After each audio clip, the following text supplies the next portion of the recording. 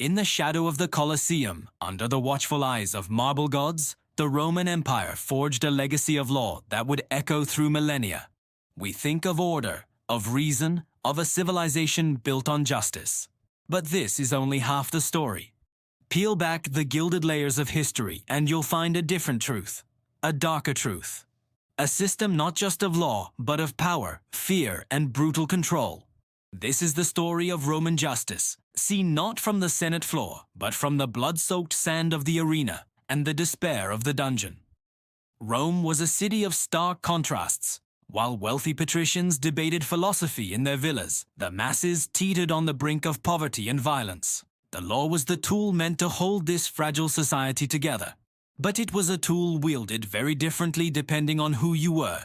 There were two classes of people in the eyes of Roman law.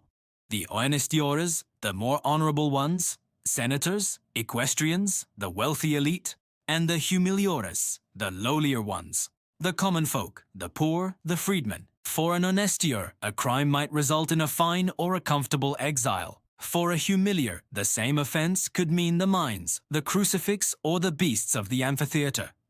Justice was not blind. It peered through a lens of wealth and status. The courtrooms themselves were stages for a grand performance.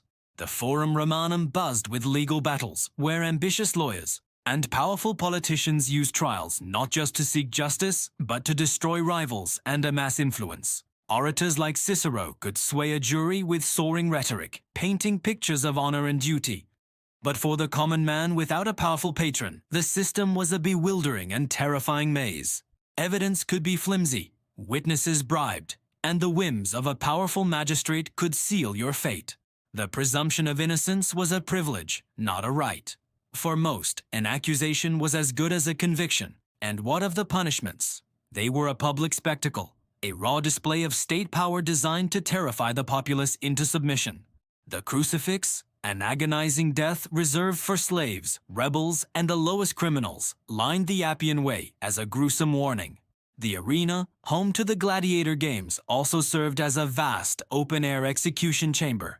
Criminals were subjected to damnatio ad bestias, condemnation to the beasts. Lions, bears, and leopards were unleashed upon helpless men and women, their final moments serving as entertainment for the roaring crowds. This wasn't just punishment, it was a ritual of dehumanization, a stark reminder that the state held the power of life and death, and it would use it without mercy. Perhaps the most insidious tool of Roman justice was torture.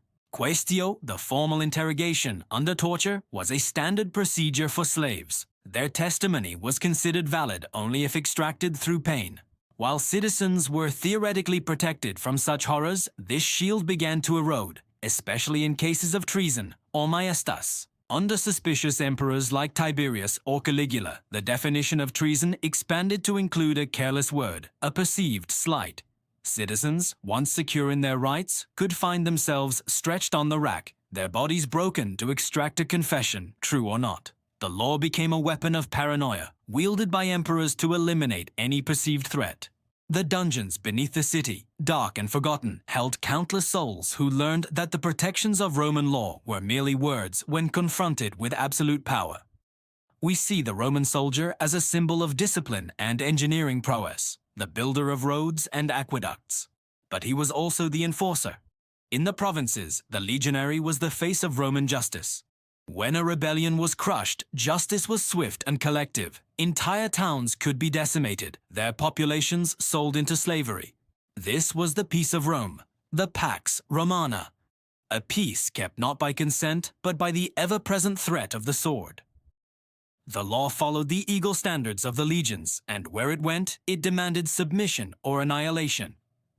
The grandeur of Rome, its magnificent temples and triumphal arches, were built on this foundation of fear and control. The legal system, for all its sophisticated principles, was ultimately a mechanism to preserve the power of the few over the many. It separated the citizen from the foreigner, the honorable from the humble, the free from the slave. It taught a brutal lesson. That order was paramount, and the individual was expendable for the good of the state, or more accurately, for the good of its rulers. The scales of justice were deliberately tipped, weighed down by gold, status, and the cold steel of the legionaries' gladius. So the next time you gaze upon the ruins of the Roman Forum, remember that it was more than a marketplace of ideas. It was a stage for a ruthless game of power.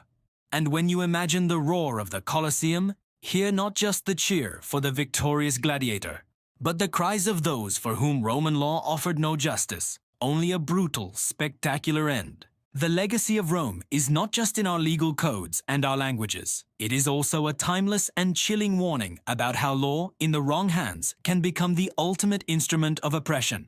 Thank you for joining us on this journey into the shadows of the Roman Empire. If you found this exploration of history fascinating, please like this video, subscribe to our channel, and hit the notification bell so you don't miss our next deep dive into the past.